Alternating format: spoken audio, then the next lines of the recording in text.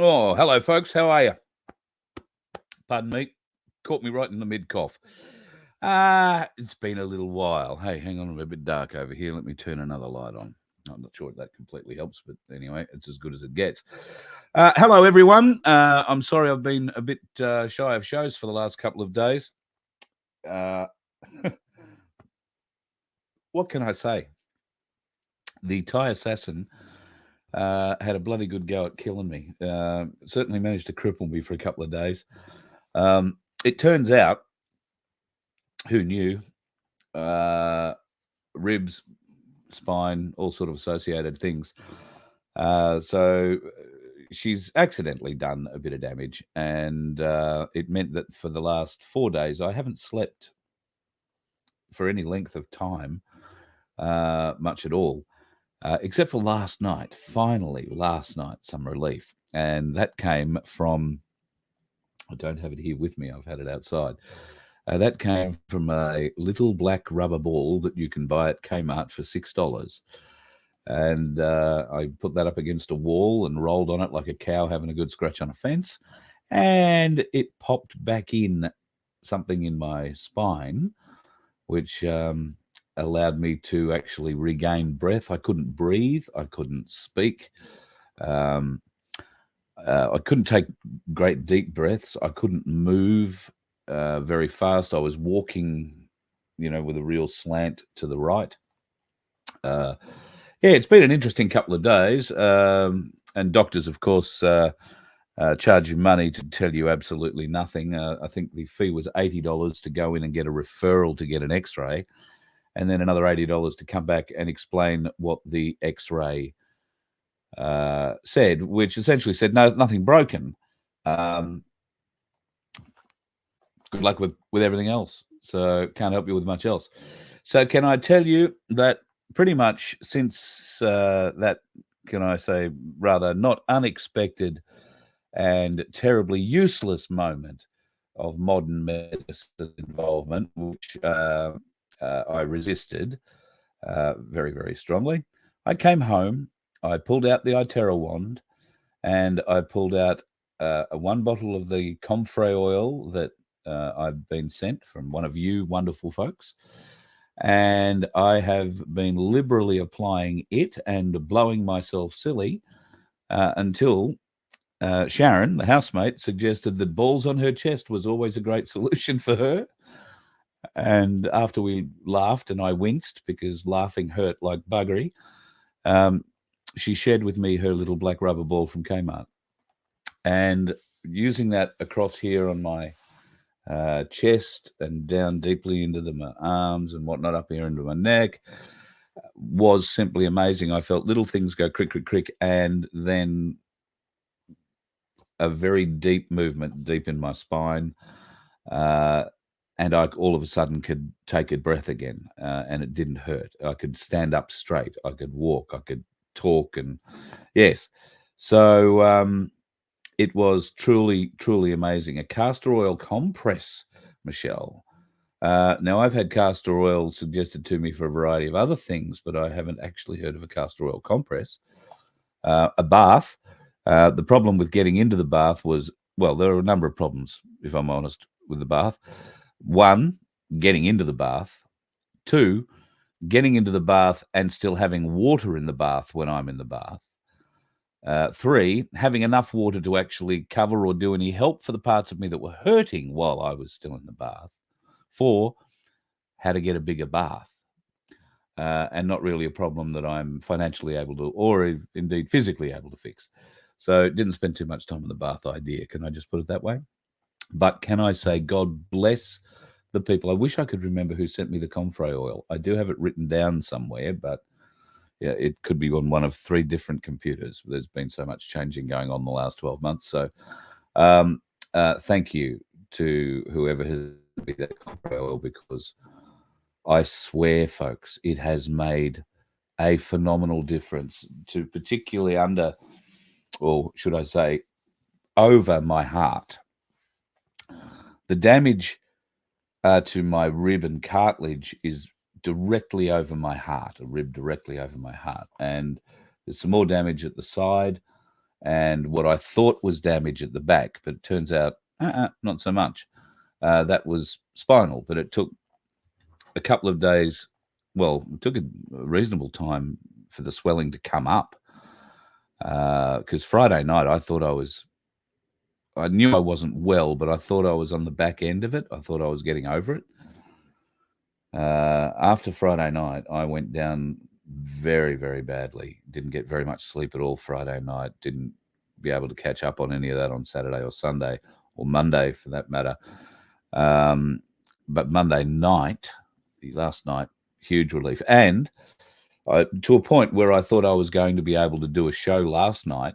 And that in part was due to the little black ball and due to daughter Laura, who could see that I was in pain and that Panadol just wasn't cutting it, and Nurofen just wasn't cutting it. So she brought out the big guns, her period pain pills. You say that 3 times fast after a scotch. And there's something starting with an N. I roared up, I laughed because, interestingly enough, I used to have to go and buy Pond Stand for her mother years and years and years ago. But this isn't Pond Stand. This is something else. But God, love it. Talk about pain relief. Oh, worked well. So out of that and the little black ball, last night I slept and I had planned to do a show, but I lay down on my bed to see if I could and if I could actually get comfortable. And I did that at about 5:45, and I woke up at 7:30 this morning. So my apologies. It ran a bit longer, the test, than I thought it would, but it was the first really, really nice sleep I've had. I have had a back injury previously. Some years ago, I broke the L1 vertebra in my back while I was filming a television commercial for a very well-known fish finder. And it was because of something stupid that happened in the boat. The guy that driving the boat sort of did something he could have done other things, put it that way. But the end result was me in hospital for 14 or 13 days or something, and then learning how to walk again on a walker for the next 3 months while put myself back together. So my back has had its own little bit of trauma at time, and I was a little bit worried that she'd done some damage to that. That's a few years old now, quite a few years old. But thank God, and by the grace of God, there goes me. No damage there, and it doesn't look like to be anything ongoing either, I'm hoping. So, yeah, real interesting few days I've had. And I'm still not out of the woods yet. My back is still not in correctly. The original reason I had a headache was because elements of my neck and my back were out. One of you wonderful viewers, who shall at this point remain nameless until I get permission to say otherwise, invited me down to her place over the weekend. I think it was Saturday. I popped in to help her out setting up with StreamYard. Actually, she wants to start live streaming, so when she has all that set up, she'll be coming on and having a bit of a chat, and her face might be a bit familiar to you. We also had a little bit of help there from her with my neck. She's a therapist and was able to relieve 2 big things in my neck, which were also out. She didn't work on my spine at all because of obviously it was a bit difficult, and I couldn't lie down. I really couldn't apply pressure or anything. It was quite painful. So I thank her for helping me with what she did there. But honestly, until I got back on these pills yesterday, and more particularly Sharon's little black ball on the chest, it made such a difference. So if you suffer, neck stress and pain down through the back and through your neck and shoulders, and you find yourself hunched, or you do a lot of stuff in front of computers, can I urge you to go Kmart and get a little $6 plastic ball. It's quite hard, or rubber ball, it's not plastic. It's quite hard, but if you have a big dog like Baxter, for those of you who aren't aware of Baxter, I don't have a picture loaded up of him.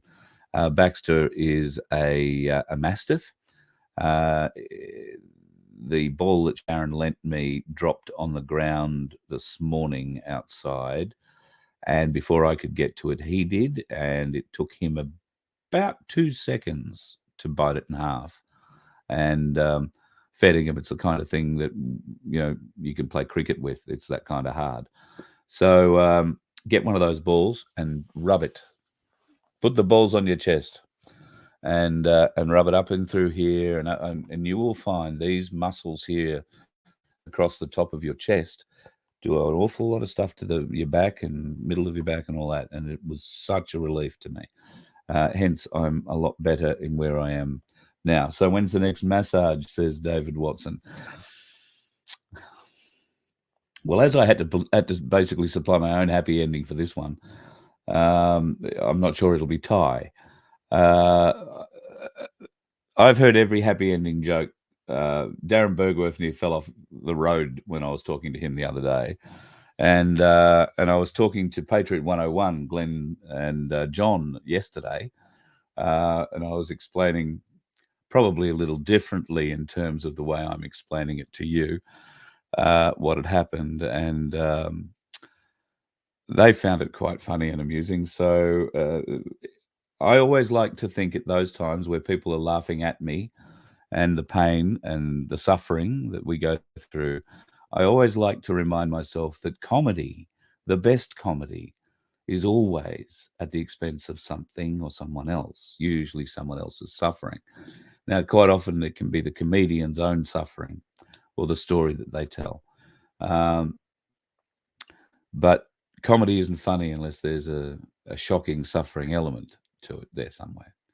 And I guess how dark your sense of humor is also a measure of your personality type. And that can work in a number of different ways, because trust me, I have at times an extremely dark sense of humor. But at other times, I prefer to think of myself in the vein, if I have to think of me in humorous terms, as more old school. For those of you that don't know, I used to be Col Elliott's tour manager for a little while. Col and I were great mates when I was working in radio for many years, and I rang him up once and said, I want to get out of radio. You walk into radio stations all the time, see if anybody needs someone, let me know.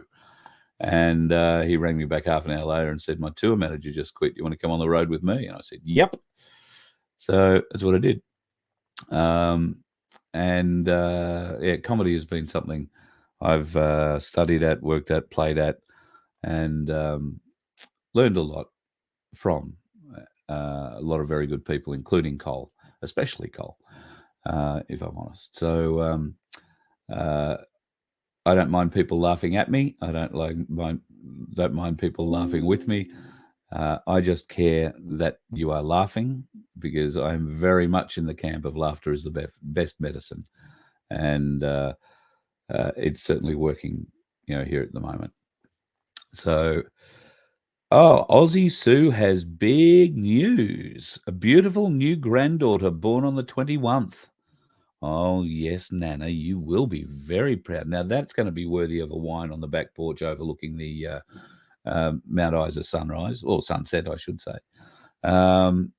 Yeah, absolutely spectacular. Do we have a name? Let me look further down. Tennis balls do work too, Sunflower. You're absolutely right. We can't have tennis balls here for the aforementioned dog reason. Tennis balls last a blink of an eyelid, really. Once they're in the mouth, one tooth, they're gone. That makes it, very, very, very, very bad environment for tennis balls. Bad environment for many things, actually. We've been quite stunned at what he can chew through. He's got some pressure in there, which is great. Hello, Misha. Congratulations to Aussie Sue too. If I didn't say that, congratulations, of course. Neck, back, hips, bones started. That's not a nice place. I have a good mate from the London music group, Wazza, and Wazza has a fused vertebra in his neck. That's why he sort of has to turn and talk like that. So I understand the fusing side of things. Very, very uncomfortable. Uncle Sovereign's in the house. Nice to have you in town, buddy, and Veronique and everybody else. I'm just trying to scan down here quickly. Rapid gel. I've heard about that, Sue. Used on horses. Yep. It seems safe and perfectly applicable in size and shape for me too. So works out all right. Can I tell you, I had to feel for this little Thai masseuse. She was horrified that she'd hurt me, and it was pretty clear to everybody, probably at least in that section of the shopping centre, forget just that shop, the whole bloody shopping centre, it was fair to say that everybody knew something had happened because I made one of those noises that tends to put a quizzical look on people's faces and make you turn quickly and think, what the hell? So it wasn't like she was using my back as a trampoline. She wasn't.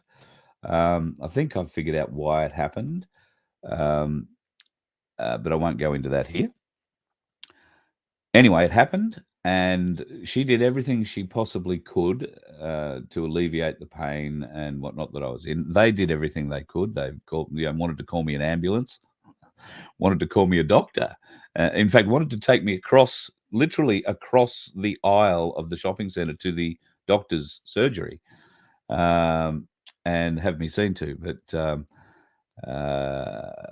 there was no need for that. No need for that at all. The name of the ball, Facebook user is all I've got here. The name of the ball is Anko Make It, an exercise ball, a black hard black ball or something it's called. You'll find it on the health shelves, I guess, at Kmart for $6. Anyway, so they did everything they could, and to a point where I even said, "Can we still do the cupping?" Because the whole reason I was there was to try and pull the muscles in my shoulders and around my scapula, particularly on my left side, out because they were all balled up and I was getting the shocking headache from it. And I thought, well, cupping will be all right on my shoulders and on the top of my neck and all that sort of stuff to relieve that pressure. It's not going to be around where I'm sore. And anyway, they didn't really want to do that. But they did suggest that, she'd keep rubbing it, make it feel better for me. And we're talking about the injury, just to be clear. I'm not sure whether or not I want to draw you this little mind picture. So let me scroll down to the bottom end of the comments. So stop me if I'm getting a little graphic for you, all right? Thank you, Misha. Thank you, darling. Stop me if I'm getting a little graphic for you. Do I want to share this? All right, I'll share this. So you're probably familiar that when you go in for a massage, you can leave various amounts of clothing on. I always choose to leave my jocks on, but I don't really wear anything else. So after the whole, bouncing on the back incident happened, the Thai assassin is standing behind me. I'm sitting down, sort of hunched forward on a chair, and she's reaching down over my right shoulder and down. Can I lower this a little?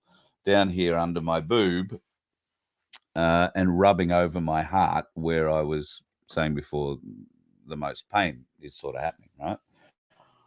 And I was wincing and, wheezing when I was breathing in and making some silly noises. I was sort of self-assessing. I was wondering, A, whether the pain I was feeling was actually something that was broken, B, whether or not I'd punctured a lung or, it was that kind of problem, breathing and all that. And I could self-assess enough to figure out that it might be broken, but I hadn't punctured a lung. And I said to the poor thing, who didn't speak very good English, bear in mind, she's got her hand down over my shoulder, rubbing over my heart, which is right under my boob, and I'm sitting there naked in my jocks. And I just said to her, I said, I bet you didn't expect to feel a boob like that after you got out of the shower this morning. or didn't expect to feel a boob on a guy like me after you got out of the shower this morning, because mine was probably bigger than hers, if I'm honest. And that's an embarrassing statement to admit. Anyway, she eventually caught on. I didn't think the joke was worth repeating, but she eventually caught on to the whole idea. And at the end of it, she gave me a phone number, and it all became quite apparent. The way she gave me the phone number was through a phone translator. She doesn't understand a word of English. It's not that the English isn't very good. It's just that English is not good, not there, not nothing. So we have since had a little phone tag translator thing where we have eked out a payment plan, because she has offered to pay for any medical expenses that I've had to incur and all that kind of thing. She's been dreadfully good.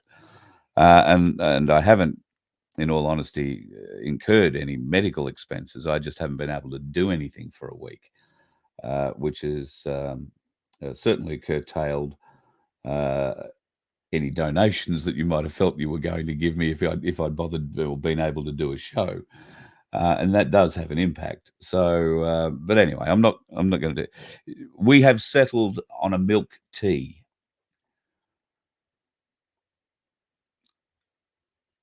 I don't drink tea much. Probably wouldn't have milk tea. Don't ask me how we got to a milk tea settlement, but in the translator on the way back, it's got, I will be free next month, and I will shout you a milk tea. Oh, no, it's not even shout. I will buy you a milk tea. So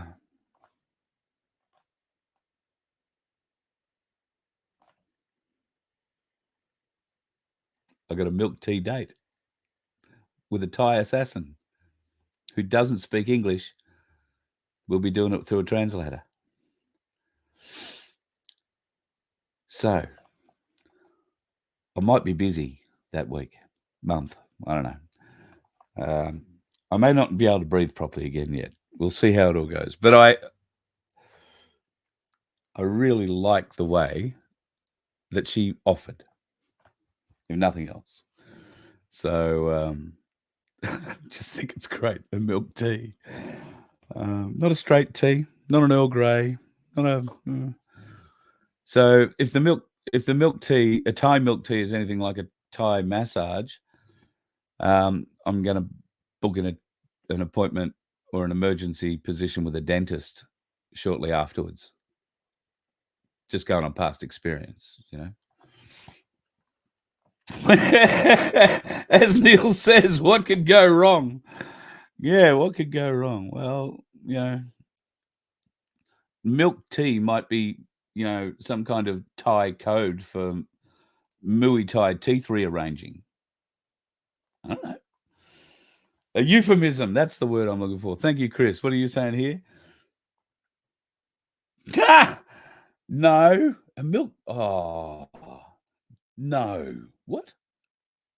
No, I've never heard it called a milk tea.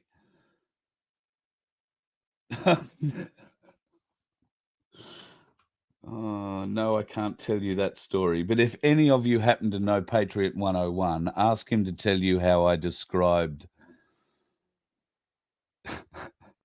No, better not. No, I'm only going to get in trouble. Can I just say that I described a portion of the process, or at least the anticipation of some relief, by, you know, manipulating my rib around, and she was really trying to work my rib, massage and get a rib, which is essentially what's happened to rib, back into position. And I described her attempts at doing that probably a little unfairly, but for those of you of a certain age, I'm sure you'll understand it when I say the anticipation of a satisfactory outcome was on a par with the first time I can't say it. I can't do it. I can't tell you. All right. Oh shit, you're gonna hate me for it. All right, but I'm gonna tell you this. All right. So the anticipation factor of getting some relief out of her massaging, trying to push this thing back into place was only matched and tempered by the skill level that she'd applied on my back previously, and the fact that none of this massaging, rubbing, or pushing in places on my back seemed to be working. And I described it to Patriot 101 Glenn the other day as like having your first masturbation experience with a girl who's having her first masturbation experience with a boy, and the anticipation is right up there, except for the fact that every now and then you're racked with pain as the grip gets too hard or the action gets too strong, and parts of you seem to be ripped out by the roots, so to speak. You get the idea of where I'm going with this? So I know I'd gone too far. I couldn't not tell you, and now I regret telling you. But anyway, that's what it is like. Sometimes it's all in the touch. What can I say? For massaging and other things that you might use your hands for. So I'm a bit embarrassed. And that is a story that takes me back to my teen years, yes. And I'm sure a few of you blokes, if you're honest, will admit that you've had that experience on more than one occasion. And you girls, no, Christ, no, God, no, let's not go and get stuck into that. I'll be good. Should I be starting a sex advice show on the radio? You know, we're going to start this radio channel. I can't show it to you. We're going to start this radio channel. Years ago, there was a very successful love doctor. Used to work on the Southern Cross Stereo Network. She would get people to come in and talk about their sexual proclivities. Dr. Feelgood. She must be 70 now, retired, made a lot of money out of it. Was a real doctor. I think works out of South Melbourne, probably still does. I could tell you some radio stories about her, but we'll do that quietly. I won't get sued that way. Did I mention we're back on Nun 2K tonight? So nice to see everybody back on Nun 2K. We've been disappeared from there now for, well, I think we've actually got back on in shorter period than I was expecting to. They gave me a 2-week ban on it, but one of my strikes fell off on, what are we today? 23rd. So it fell off on the 21st. And I think with that strike, it might have shortened my not allowed to go live period by a day or 3. And voila, we're back on Nun 2K. For those folks that only see us on Nun 2K, you haven't missed too much. I didn't do too many shows in the last week or so because of various reasons, but mostly because I've been crook as 10 dogs. Not nice at all. Andrew. Thank you, brother. Yeah, just imagine the birds and the bees talk with Carl. Well, look, it's not that I'm unhappy to talk about these things or shy. It's just these are matters that ordinarily would not be voice of freedom kind of business, if you know what I'm saying. But I do feel like we are family, and I tend to share a lot with my family. Not my real family, because I guess I've overshared in the past. I don't know. But my family, my real family, my mum, my sister, they're not part of this.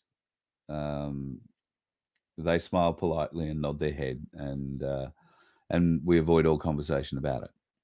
So there's an element of sadness in that for me, but it is what it is. There's nothing much I can do about it. I get great joy out of you lot. You are my family, our family, Laura's too. And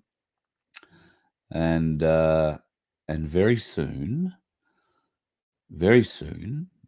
I'm going to come and visit you. I want to learn about you. I want to learn about your family. I want to learn about where you live, what your town is like. Is there a My Place in it? Can we get a My Place in it? We've got to get a My Place in it. Speaking of My Place, this Saturday, if you are anywhere close to driving to Sydney, then get along for what is going to be a wonderful meetup. This is not a protest. This is a get-together of My Place folks. And we are going to do that at the Stargazer Park at Barangaroo. Now, that is on the city side of the harbour, and I believe about a 10-minute walk from the Circular Quay station. So, pardon me. If you are interested, Darren Bergwerf is going to be there. I've heard that Dr. Billy Bay is going to be there. And I can tell you right now that I'm going to be there. I think that's news to everybody. I don't even think I've told Darren yet, or the Galactic Larrikins, who will be very, I hope, intrigued to hear of my arrival. They may not be happy, just intrigued. And expect a call, Rob, in the near future again. So I'm going to come down too. So if you're going to come and catch up, we would love to see you. It's a My Place day. It's not a Voice of Freedom thing. I'll come down and I'll try and bring some gear down. The Galactic Larrikins can supply the cameras. I'll supply the transmitting stuff, and we'll see whether or not we can't do a little live out of there. I think there will be a couple of speeches.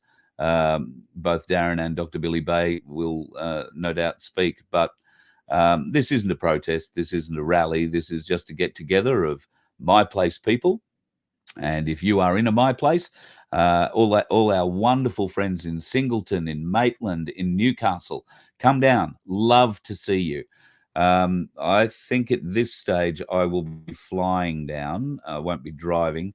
And Darren's going down and back in the day. I might end up having to do the same thing, provided I can get flights. I was looking earlier. It's very difficult to get a flight at the moment that it gets me into Sydney in a time where I can get to the event. So 12 o'clock at the Stargazer Park at Barangaroo in Sydney, a 10-minute walk from Circular Quay is what I have been told. Darren's catching the train from the airport, so I would be doing the same thing. And if you are somewhere in Sydney, rather than having to find a car park that costs you $276.54 an hour, then I'd be catching a train too. So I don't know how long the My Place thing is set to go for. I know Darren's flying back out the Saturday night, and I may well fly out that then too. It saves on trying to find somewhere to accommodate.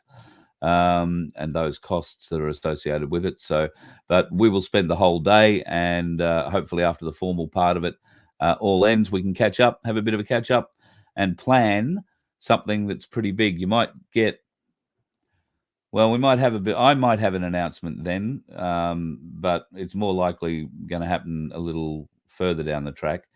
But I can tell you, folks, there is some wonderful, wonderful news coming our way.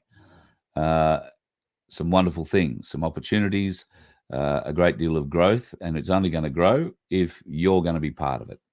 So really need your involvement. I need your involvement in more ways than one.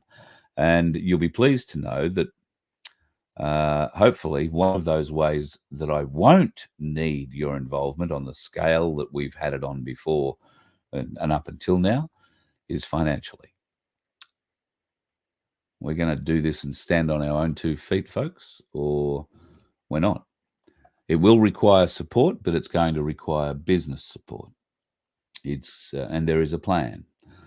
The company that Cass has put together for us is going to get going, and it's going to be exciting. There is a lot of great opportunities for a lot of us in this family. And if you happen to be a producer of something, if you own a business, and you're not already aware of My Place, then please become aware. or get in touch with me or get in touch with my place, and let's start to set one up in your town if you don't have one already. Very shortly, they're going to launch the Unity Hub. This is a piece of brilliance, folks. Now, Friday night, I hope, just pardon me a minute, I have to cough and this is going to...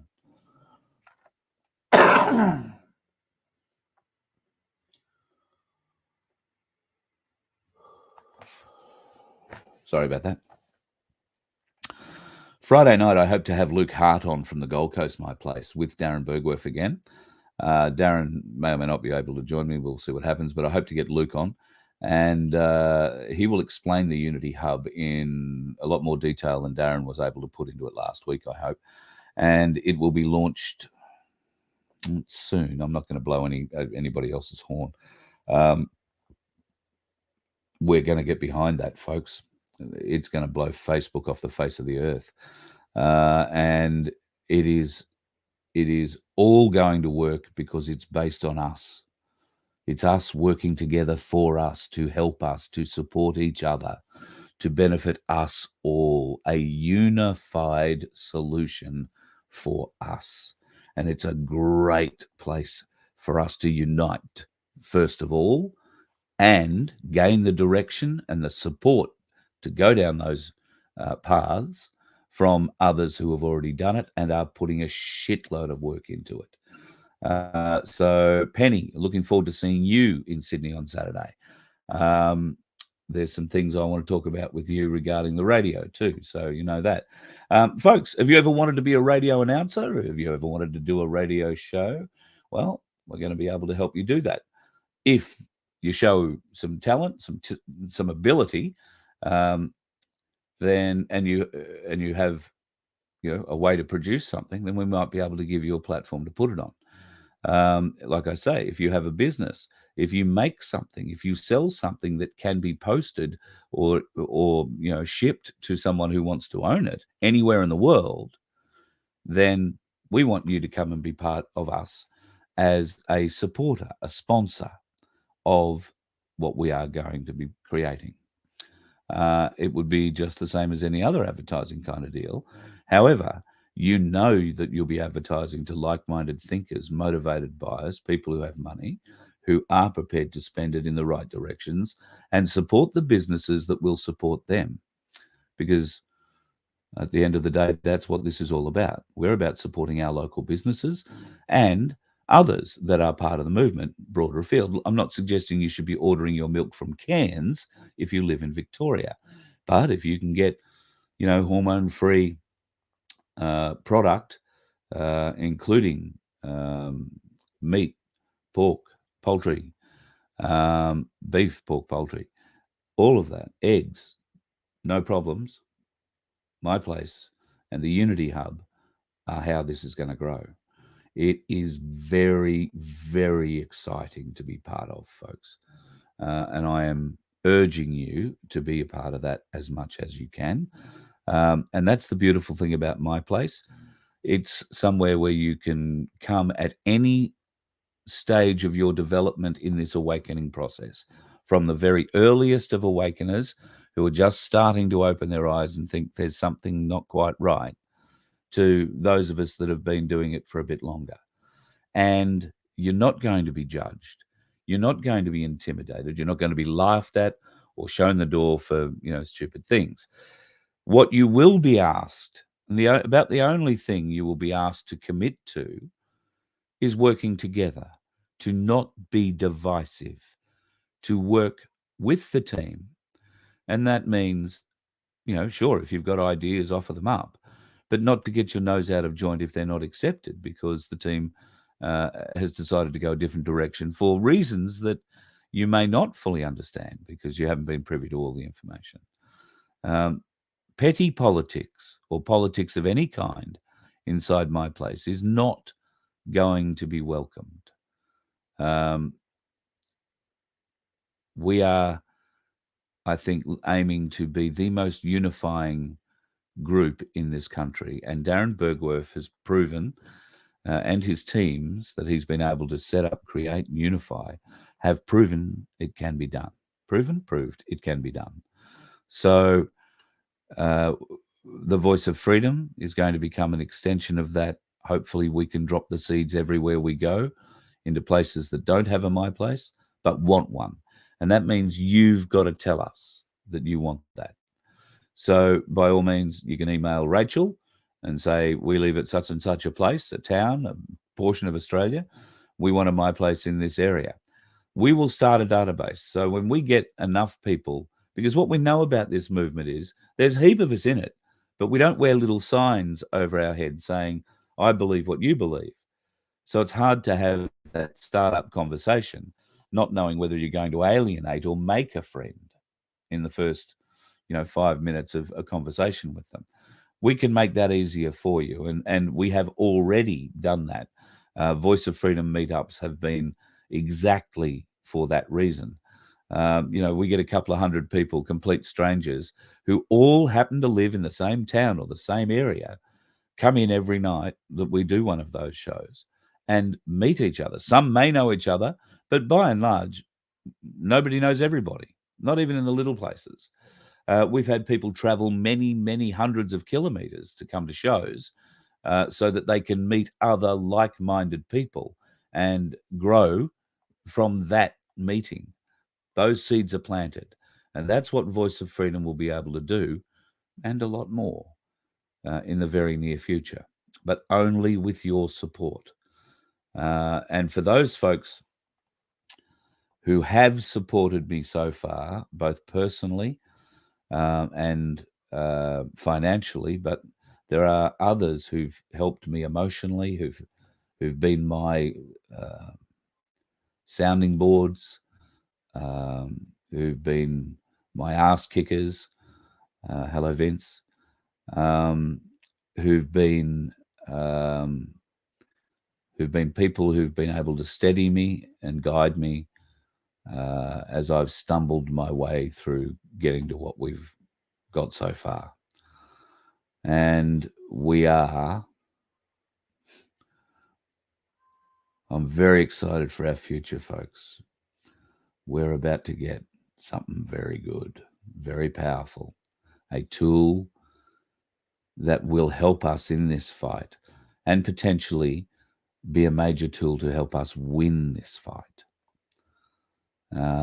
And it wouldn't be possible without you, without your support, without your commitment, not to me, but to the movement, your commitment to the dream that I have, the idea that I have to create, because what we plan has never been, as far as I'm aware or anybody else is aware, done before. At least not the way I'm going to do it. And I'm excited, I'm honored, and I'm humbled that there are people among you who place a great deal of faith in me to follow through on that. Thank you for your commitment. Cass Smith is one of those people on many levels. She is one of the most amazing people I've met in my life to date. One of the most amazingly powerful and empowering people I've been around in my life. And to be associated with her, I am so grateful. It's certainly going to and has changed my life. I'm sure it'll change it further as we get deeper into this. But most of all, it's you lot that make the difference. This doesn't work without you, and I need your input, because without it, how do I tell people what we're fighting for? So it can't be my fight. I've only got a set of ideas. I'm not saying they're the right ones, but I am saying we need an area, a stage, a platform, a place where we can discuss every idea. But we only discuss the ideas to a point where they are dismissed, where they have been argued through, dismissed by the majority. And then we move on to the next. And by that process, we have a public educational platform, information platform, an entertainment platform, but eventually we have a platform where we will whittle down to a solution that works for us all, or at least the majority, in the very least the majority. So what is coming, folks,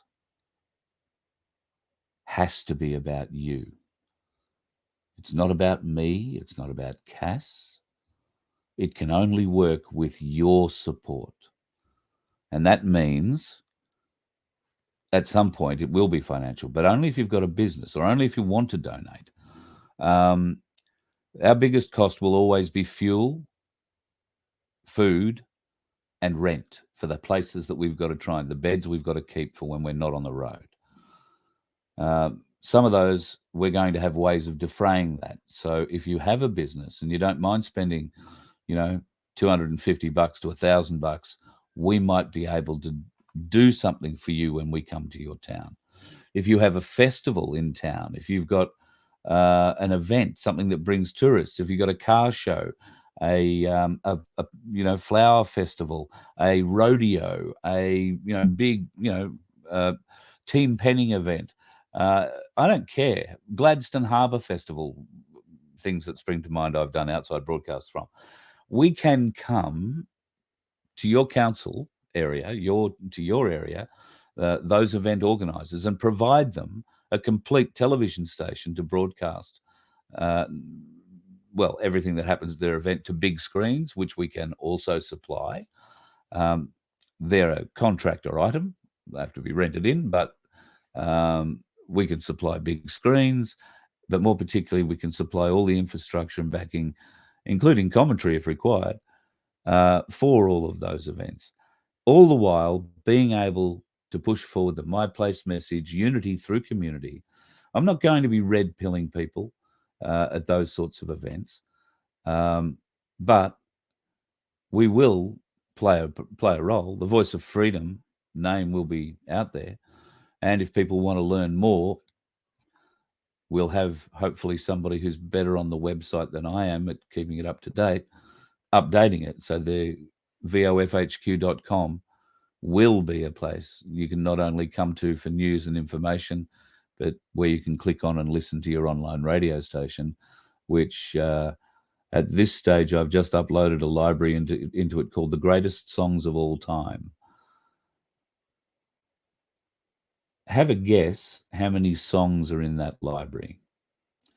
All right. Now, this is a radio library that is used in professional radio stations around the country, and quite a few commercial ones, community ones I'm starting to learn. So have a guess how big a music universe, we call them in the biz, how big a music universe would be. Would it be 1,000 songs? Would it be 2,000, 5,000? 3,000, says Veronique. 1,500, says Adash. Both pretty good guesses, got to say. I won't wait for further guesses, but both pretty good guesses. Bit low for this one. The Greatest Songs of All Time library runs 16,500 songs. Big. I've had a listen to some of those, and they were probably the greatest songs at all time at some time. But if you had to draw a line under it rather than just keep growing the list, they may have fallen out of the bottom 40 years ago. Just saying.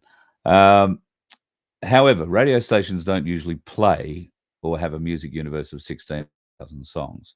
What they will do is choose somewhere between 1,500 and 5,000 songs that they will rotate through in different formats over the course of a year.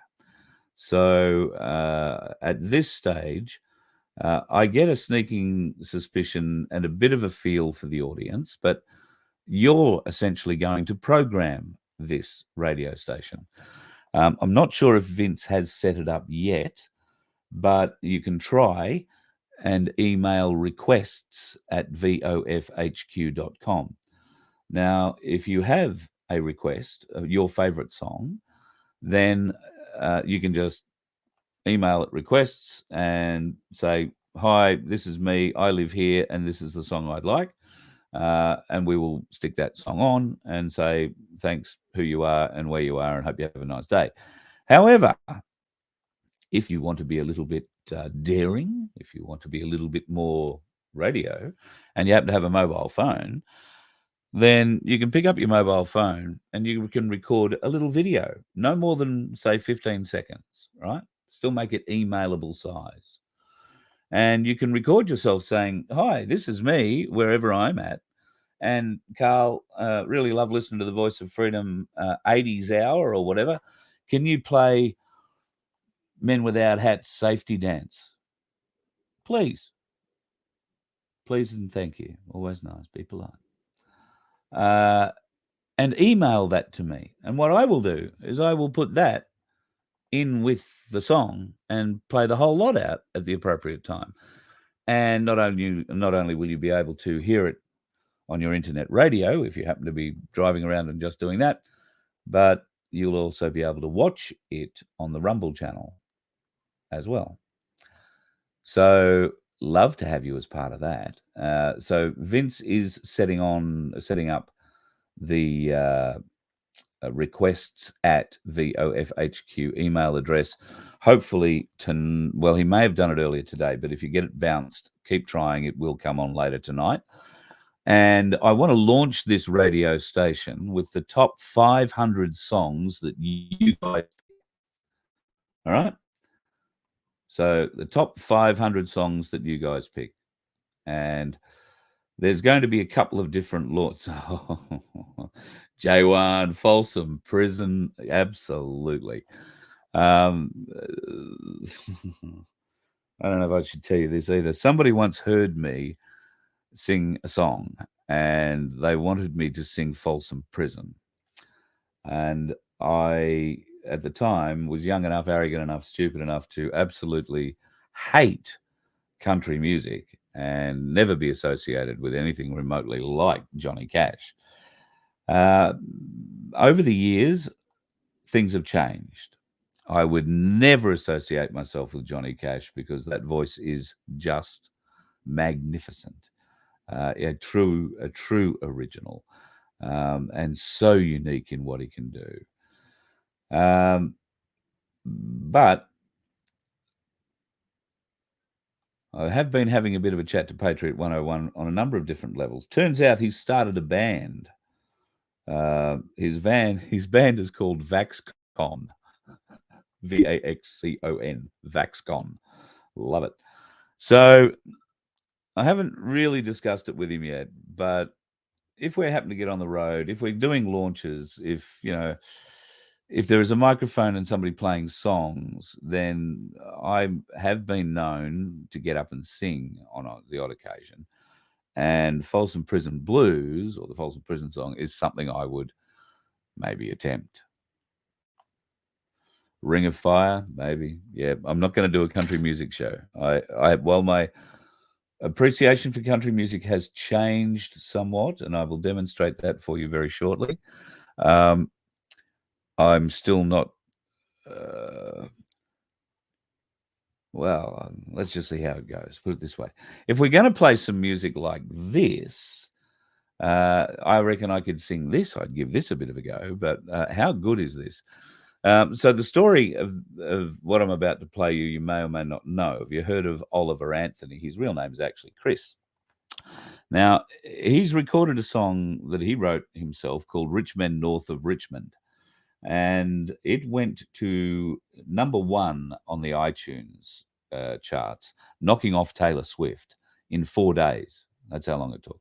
I think it's number 1 just about everywhere except the Billboard charts at the moment, because they're based on record or CD sales and not so much private independent online sales, but that may have changed.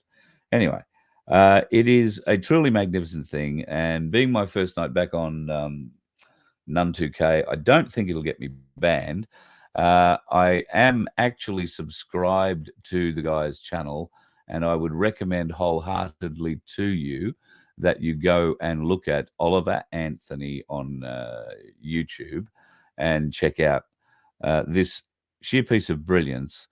that he's come up with. I'll play a bit of it now, and yeah, get a load of this.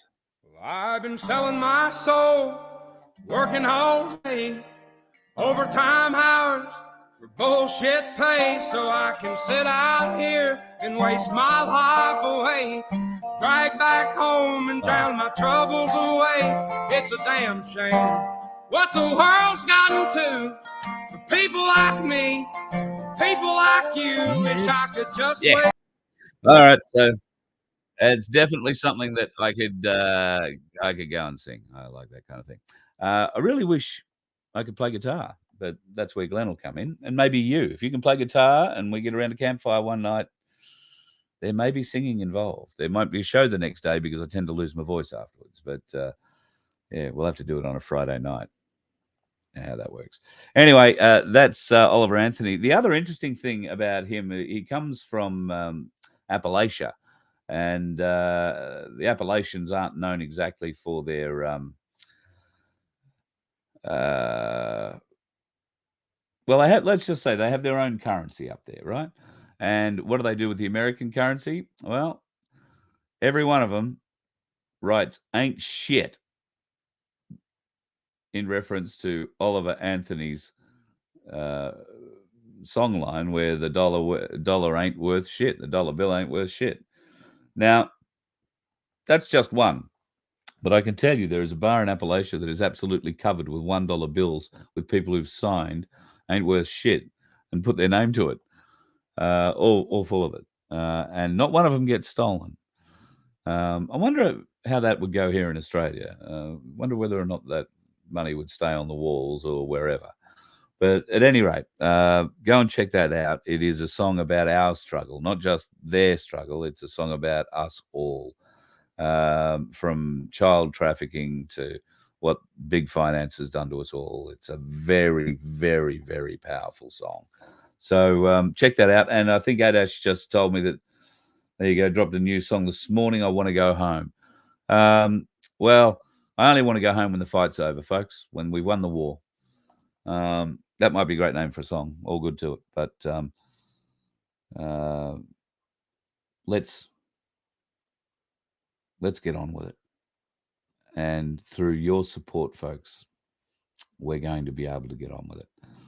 And I want you to be part of it. We need you to still be part of it. I still have an internet bill I've got to pay at some stage. If I go off the air, what's today's date? Oh, well, I've got 3 days. If I go off the air after the 26th, you'll know that it's just because I haven't been able to pay my overdue Telstra bill.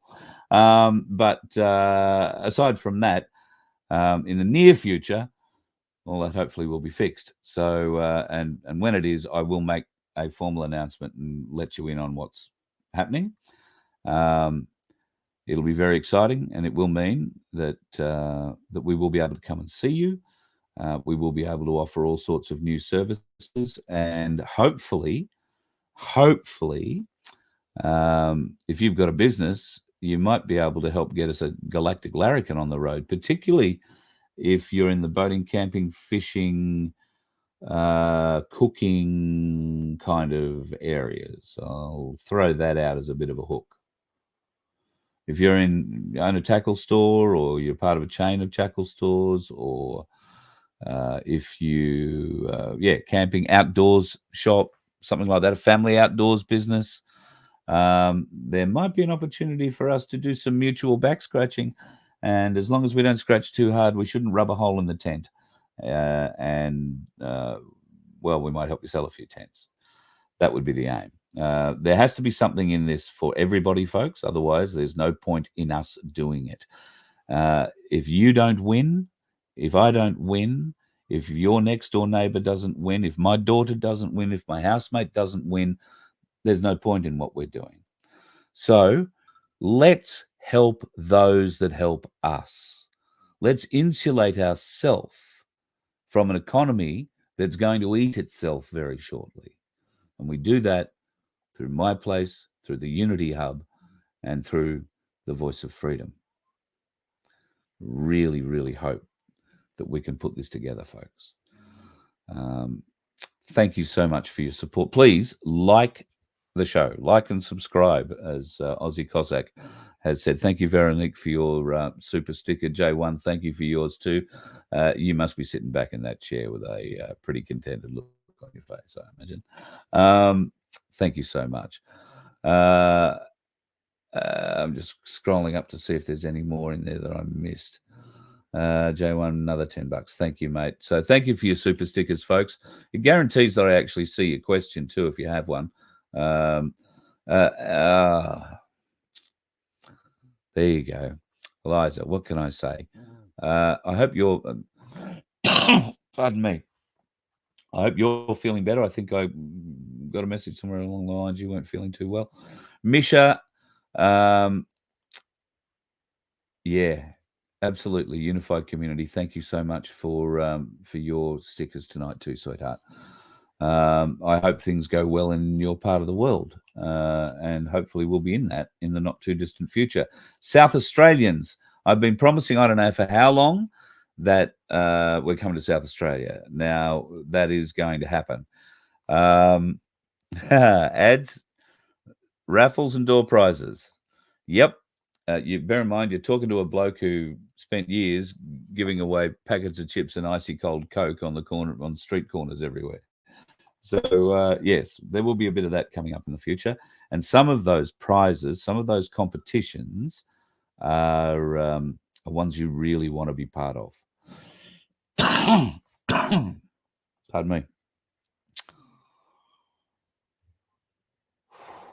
Sorry, still hurts to cough. Quite a lot. So yeah, come and be a member, because at this stage, until we can navigate a proper way to do things, we can only do member competitions.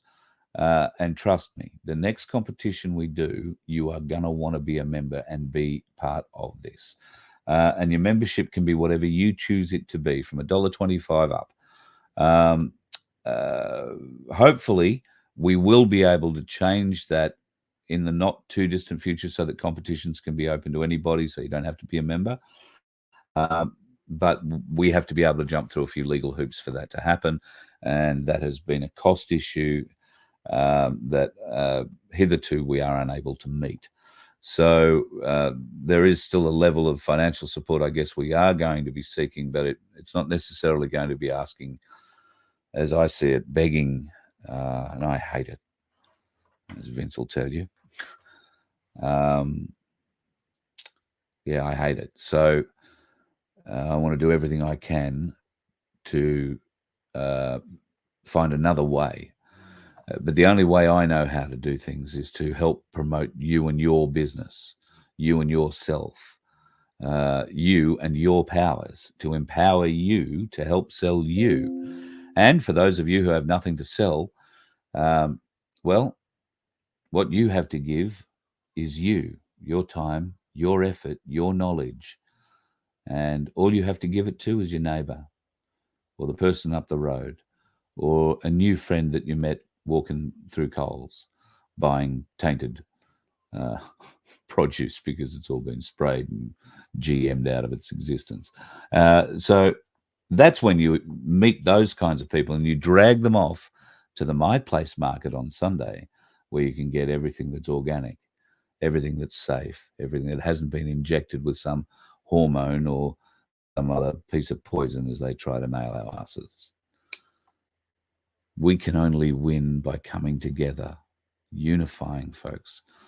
And the voice of freedom has always been about unifying us, finding a unified solution for us. That's where the U in unified and the solution bits come from, the U and the S. It's us. We are the solution. And to do that, we got to level up our frequency. Some will be able to, some won't. But for those that are able to, for those that are willing to try, for those that are willing to participate, reach out, ask for help, receive guidance, and offer it, then we have to give them a place to come to. Everywhere. Not just in the odd place around the country, but everywhere.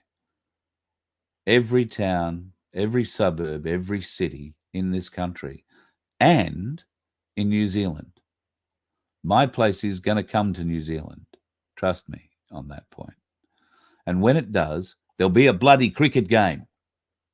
None of this rugby shit. There'll be a bloody cricket game. And we won't bowl underarms. We'll outlaw that completely. Just saying. I don't like Trevor Chappell either. Although it wasn't Trevor's fault. It was his brother. Dickhead. It's only people of a certain age that are going to understand any of that referencing, but there you go. Big plans, folks. And if we can get my place into New Zealand, maybe we can get it into Port Moresby. Maybe we can get it into Indonesia, Bali. What about my place, Bali?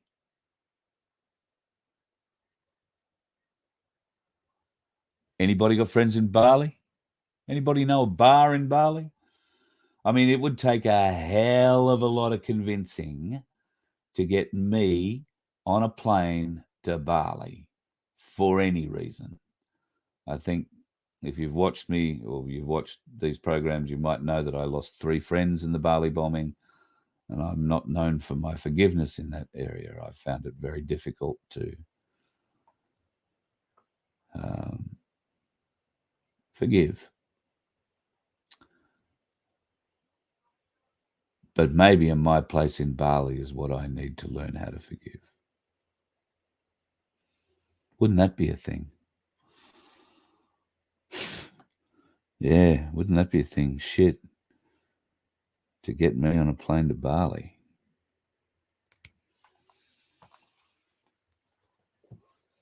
It's going to take some convincing. But never say never. I can't believe I've just had this conversation out loud with you. Because if somebody comes out and says, let's start a thing in Bali and Carl, you're coming.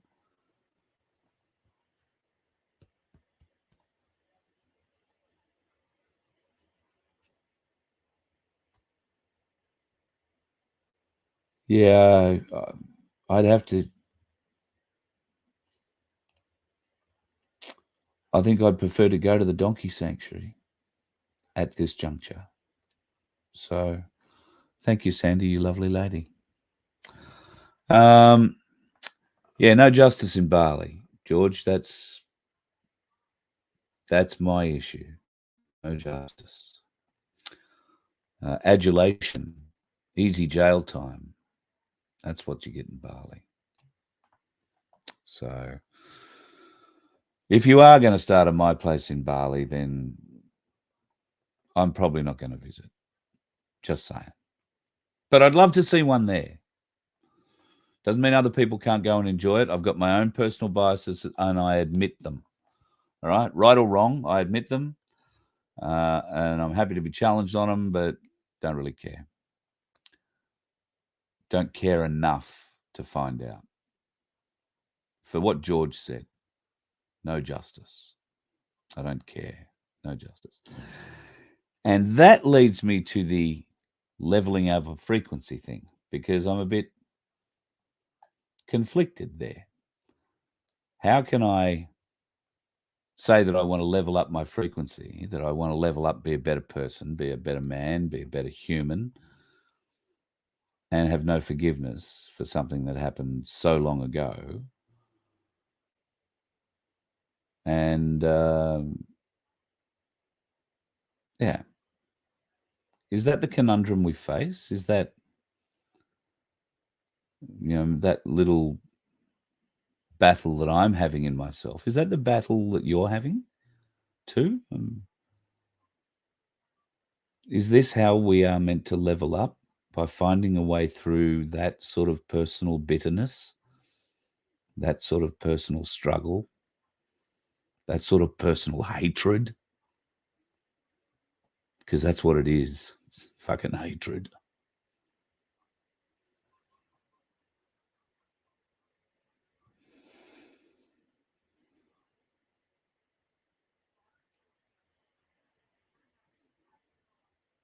Shit, this is an area I didn't think I was going to go tonight. Wow.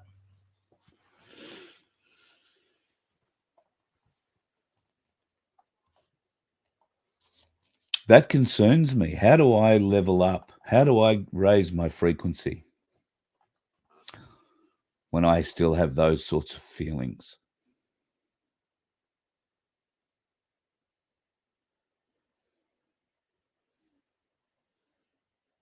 I need to learn how to do that. We all need to learn how to do that, I think, in our own way. Maybe this is...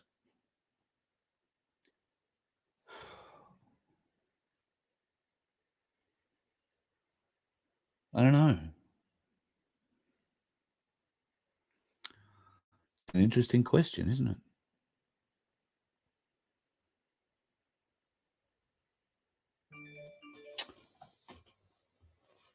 I'm sorry, I've sort of talked myself into a hole here. Yeah, let it go. I should. God knows I've let everything else go in my life. Why do I hang on to that? I'm not sure I completely understand why I hang on to it.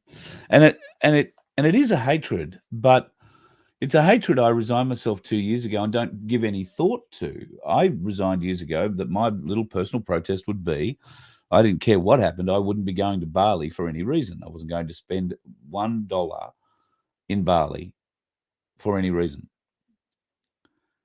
That was the only decision. That was going to be my little personal protest. And I've never been. I have no interest in going. And it still remains that way. Not just because of what happened with the bombings, but I just have no interest. No interest. Be that as it may, sad, limp dick or not, whatever it is. But yeah, you're quite right. To those who suggest I have to forgive, I have to get over it. I've got to give it up. And but does that mean I still have that? Does that mean I should go to my place in Bali? Because I still have no interest in visiting Bali, ever. If I had to go to a stinking shithole that, you know, had monkeys stealing my shit, I'd probably go to Africa. But that'd be a personal choice. I prefer Africa than Bali. I'd prefer to go and see the sights and sounds of Africa than I would the sights and sounds of Bali. But who knows? No, I don't think I need to go to Bali either. But it has raised an interesting point in me about frequency. It's all great to sit here and talk about leveling up and, you know, operating at a higher vibrational level, being more in tune with humanity, forgiveness being a huge part of that, and then not being able to forgive Bali. I am going to go to work on that because that's a personal realization you saw me have live. Wow, wasn't that thrilling for us all? Sorry about that. You got to remember, I've had a lot of painkillers recently, haven't been well. And it's you that brings this sort of stuff out in me.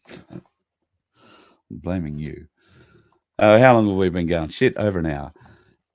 Pardon me. Well, that one didn't hurt as much.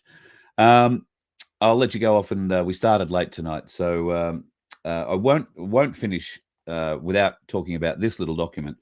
Some of you may or may not have seen this pop up recently. I got this last night from a couple of different sources. Oh, hello to everybody from QSI tonight who are watching too. Thank you for your love and support, folks.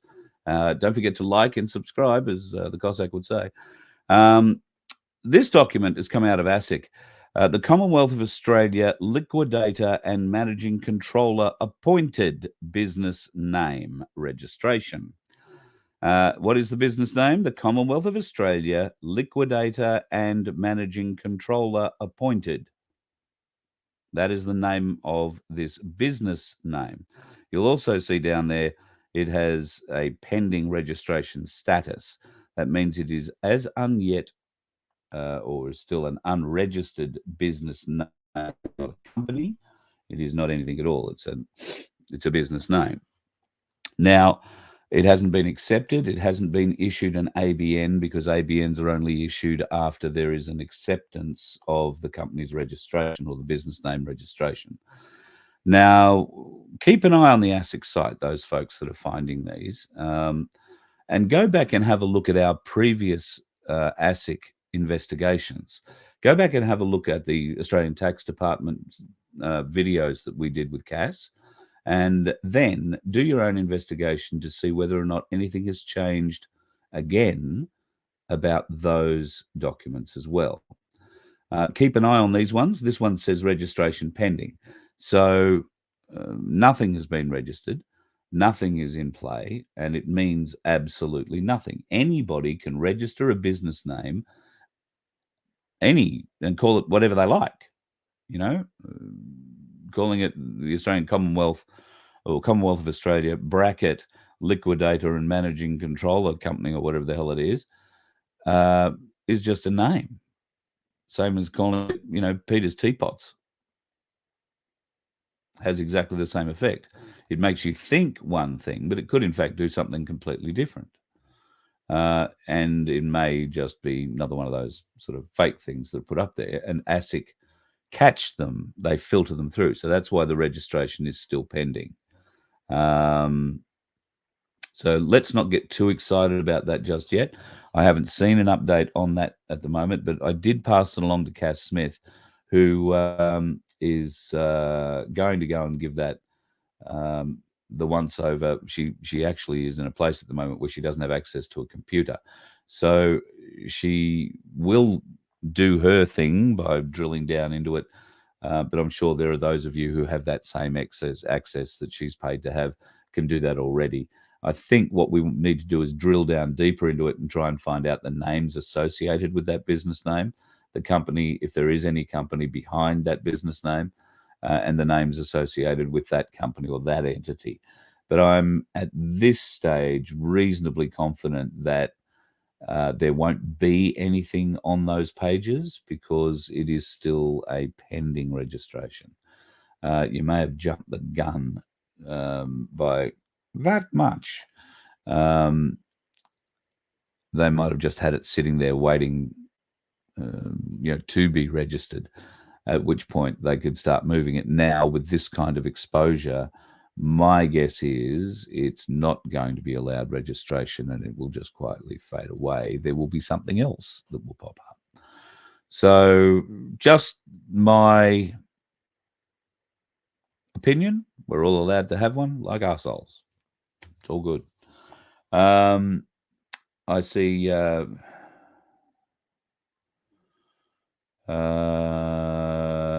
Pineapple. What's happened with Pineapple?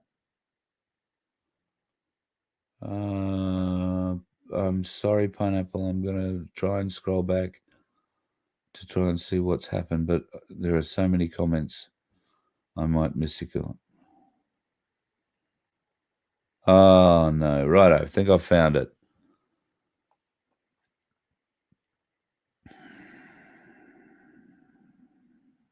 Wow. I'm so sorry for that, Pineapple. Not the only one, unfortunately. And it's hard to try and educate people while they're grieving. We can't educate people while they're grieving. We've got to hope in the weeks after that, as they come out of that grief, they come out with their eyes opened a little wider and asking questions. It is useful if you understand the stages of grief and you feel that you can... What I'm saying is there is a way that you can work this into the conversation during the stages of grief. However, you need to be very confident with the way you present it, and you need to be very caring in the way that you present it. And it's not, I wouldn't recommend it for beginners, put it that way. But there is a time as the grieving begins to ease where conversations are possible. Education, enlightenment is possible.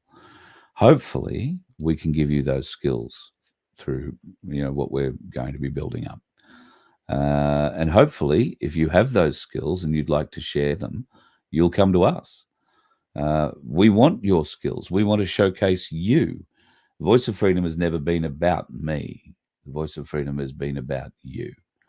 And if you've got skills, if you've got maybe they are medical, physical, metaphysical, maybe they are crafty, buildery, electrics, whatever.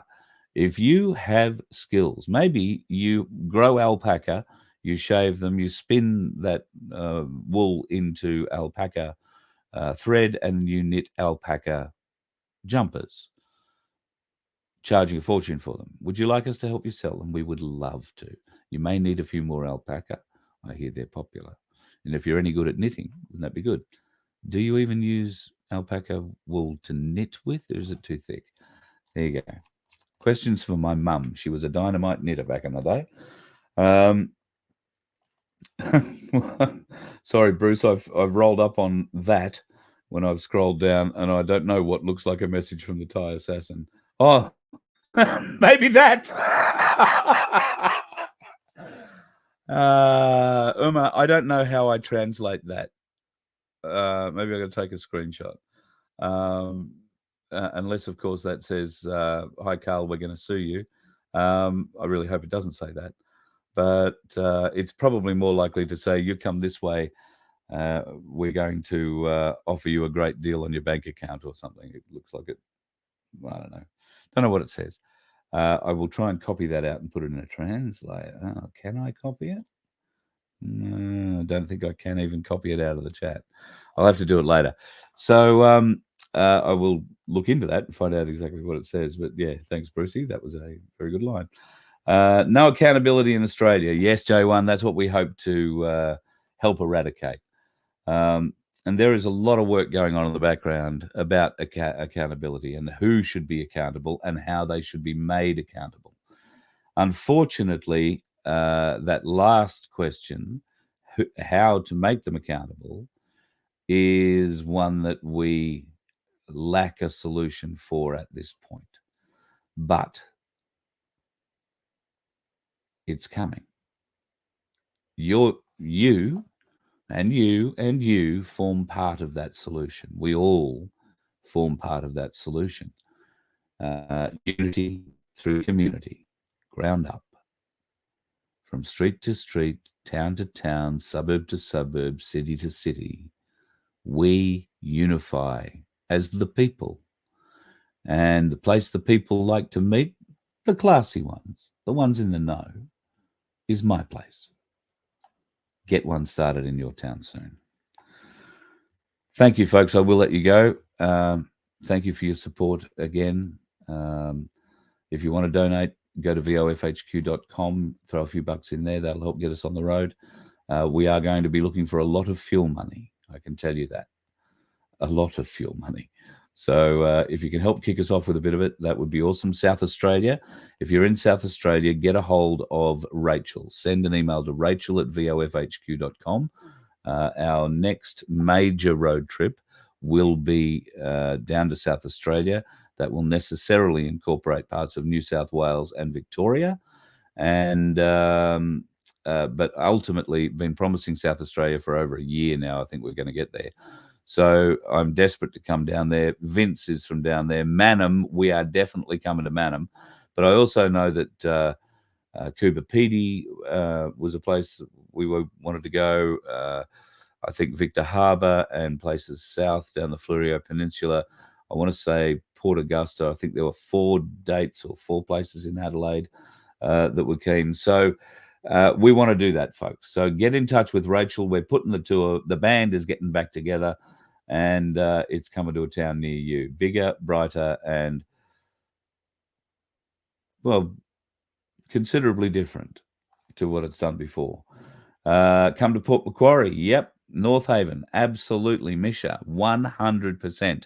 I haven't been to Port Macquarie ever in my life. Laura and I nearly stopped in there on a drive back not so long ago. It was just going to leave us. We were going to stay overnight, but it left us too far from where we needed to be the next day. So we kept going.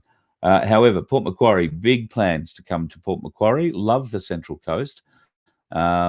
Coffs Harbour. We will be come back to Coffs Harbour. We're obviously going to run into some issues with TAP. I don't talk about TAP much because, well, frankly, they're not worth talking about. However, they do have some followers, and they do have some. Well, I don't know if they have any original ideas, but they do like stealing, particularly my place ideas, as it turns out. Who knew? And that's okay. At the end of the day, it's okay not to have an original idea. It's okay to take somebody else's original idea and do something with it. Just do the right thing with it. All right? Set it up as transparently as the My Place is. And you call it whatever you like. Nobody cares. All good, all power to you. Hi, Cooker28. Haven't had a cooker in a while. Lovely to have you as part of it. All good. So yeah, something to consider down the line for that anyway. I've said goodbye twice and haven't shut up yet, so got to do something about that. I'm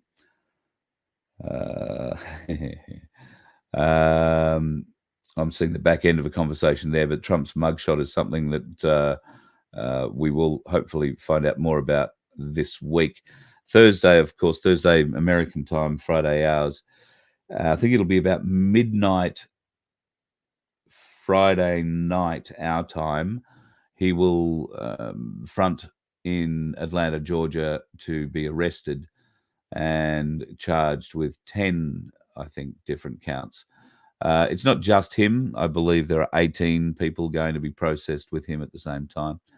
I wouldn't expect him to be going to jail. Don't worry about that. Actually, hello, Margaret. Love your work. I was talking to Margaret today. She was concerned that he might wind up in jail.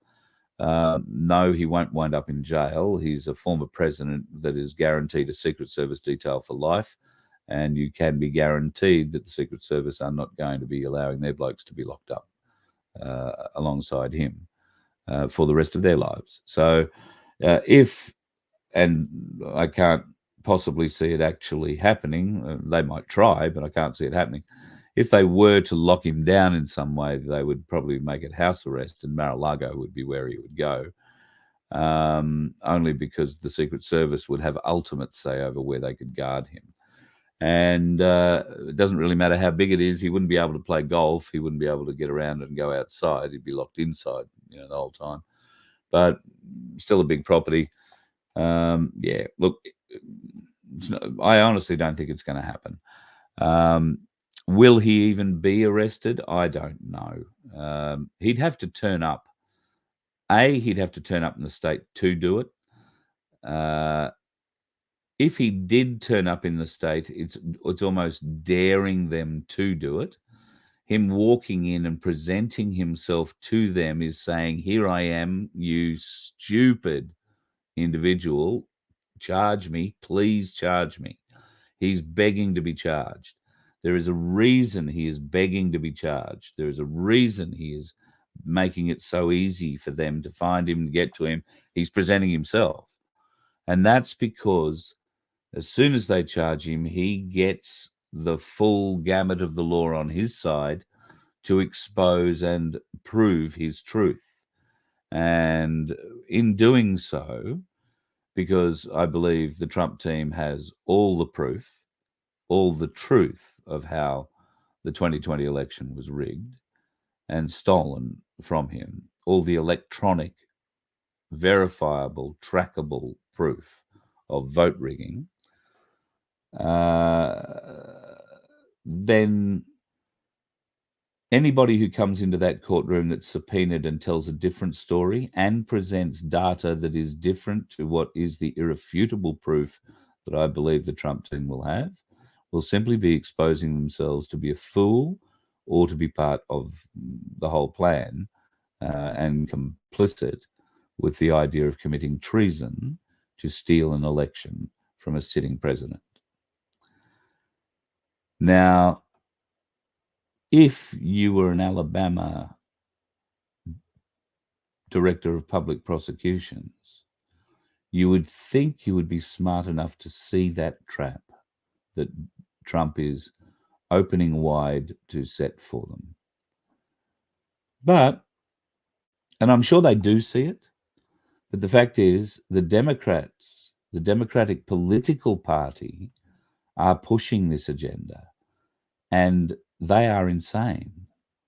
They are in their death throes, and they are prepared in a Hail Mary pass kind of way to hope that they'll gain some sort of traction here with this. That isn't going to happen. The safest thing for the DPP to do would be to offer the former president a cup of tea or coffee and a tour of his office before saying, "Is there anything else I can help you with before you leave, sir?" And have the whole lot of them traipse out again without making any reference to any kind of charges or any kind of arrest. That's what I'd be doing if I was the DPP. But I don't think they're that smart. Or are just unable because of the complicit crooks that they work with in the DPP, in the Democrat Party. I also, on a different note, think there is a reason that the only hurricane to hit California in the last however many tens or 20s or hundreds of years was nicknamed Hillary. Not nicknamed, named Hillary. Not sure that she's done quite the damage that was being portrayed in the mainstream media, but I have no doubt there is a lot of damage being done. A lot of water going into very deep holes in and around Los Angeles. And to top it all off, there was a 5.1 shake of the earth out there too, I think, in the last 24 hours or so. I think once in one of my previous shows, I told you that a couple of psychics once showed me a redrawn map of the world where California did not exist on the West Coast. And I was told at that time that during an earthquake, it had simply broken off and fallen to the bottom of the ocean. That was all of California and part of Mexico and part of Canada. That's San Andreas' fault and others. Just be a bit careful. And you know they've been screwing around with tunnels and weather machines and all sorts of things. So, yeah. I've also, while like being incapacitated doesn't stop me from listening to things and reading things. And in the last couple of days, I've been listening to a bloke who is claiming, once again, putting dates on things in the finance business, that Wall Street's looking shaky. That'd be the shaky I'm thinking. Wall Street's looking shaky. And September, October, big crash, people jumping out of windows. It's all ending. I know others have said that, are saying that. Look, take it with a pinch of salt. However, do a little bit of research and you will discover that every major financial market crash has happened in September, October. That's in the history of the market. So have a look at that. There is a lot of different fluctuations with, lots of different currencies against the US dollar. That is because the US dollar is currently being propped in a huge way. Otherwise, it would have collapsed already. I think one of the major triggers to the collapse of the US dollar is the fact that Evergrande went underground or went under on last Saturday, I think it was. Now, Evergrande is the Chinese building company that also happens to own the shipping company that owns the big Evergrande ship that went sideways in the Suez Canal back in the day and blocked that up. That same ship that they got, I think it was 5,000 children and women, female slaves out of containers from, 5 nuclear weapons and some other new tech weather modification equipment, all taken off the decks of that thing while it was turned sideways in the Suez Canal. So Evergrande has gone underwater. Now there is a gentleman from Harvey Bay who has been predicting and telling me that this was on the cards now for, I think, probably the better part of at least 2 years. He was there and heard that this was going to happen, heard how it was going to be induced.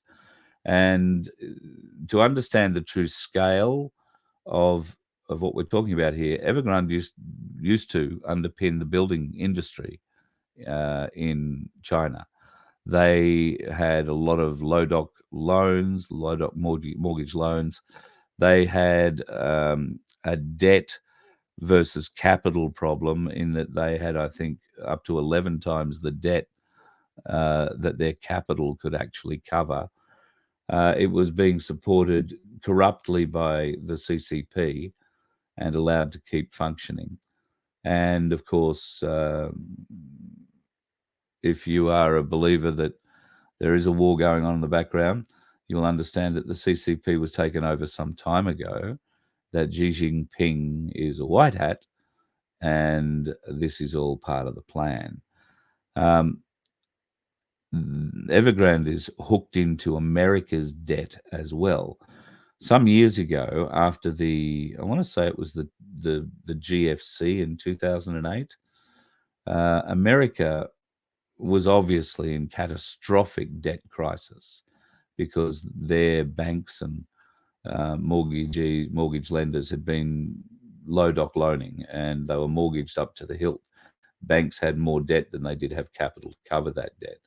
And when people started walking away from their properties because interest rates were rising, and that's what happens in America, you just leave the keys in the letterbox and walk away from your property. The bank resumes the property and you don't have to pay any differences out in most cases.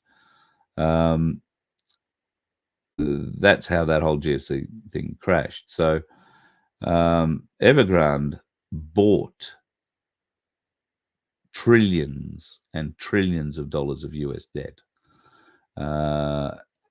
meaning the CCP actually bought trillions and trillions and trillions of dollars of US debt. Now, this created quite a large problem for America because that gave them what in their language is a trade imbalance.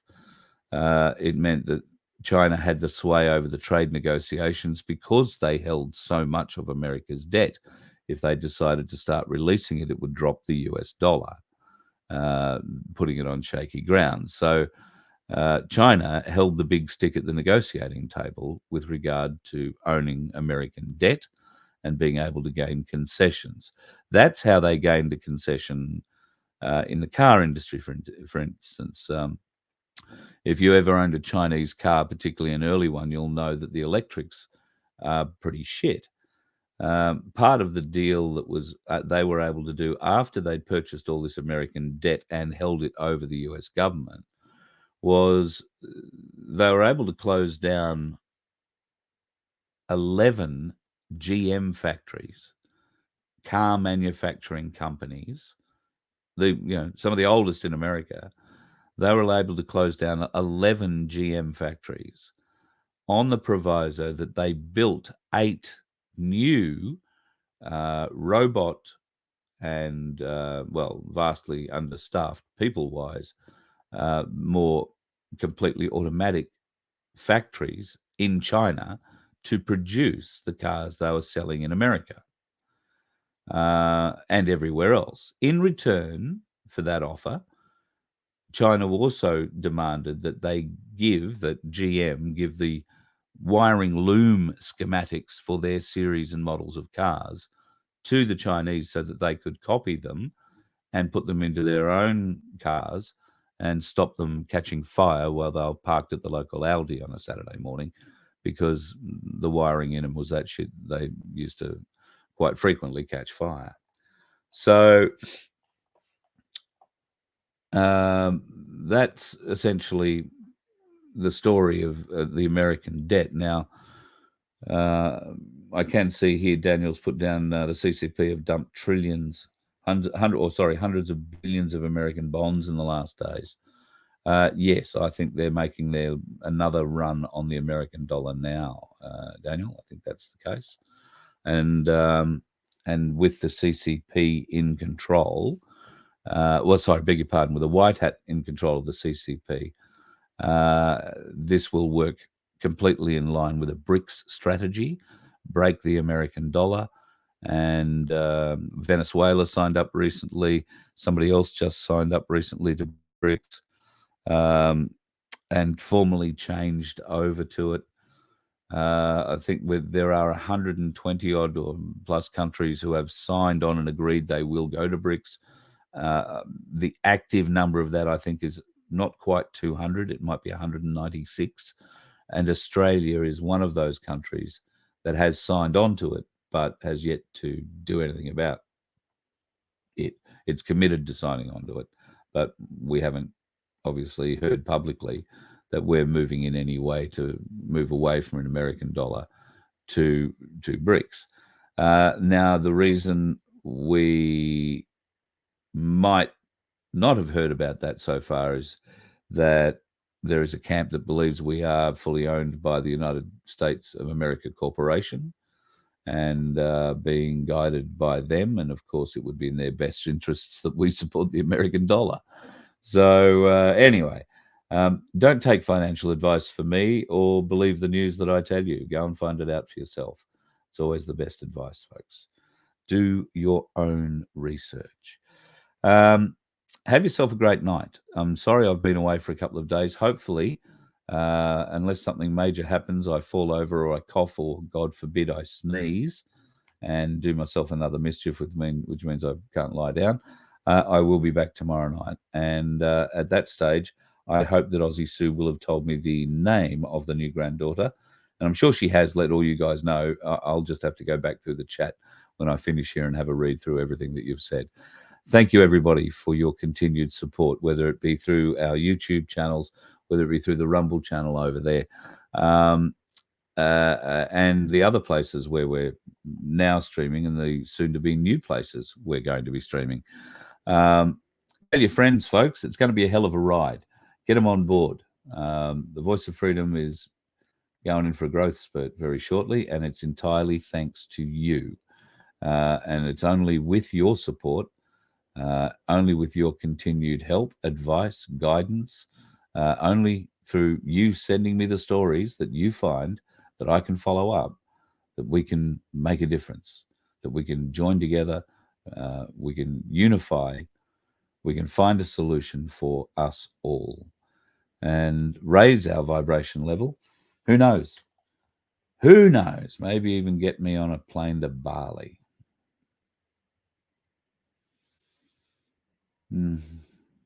No, I'll be honest. That's not going to happen. You let one ant stand up to us, then they all might stand up. Those puny little ants outnumber us 100 to 1. And if they ever figure that out, there goes our way of life. It's not about food. It's about keeping those ants in line. That's why we're going back. Does anybody else want to stay? Let's ride!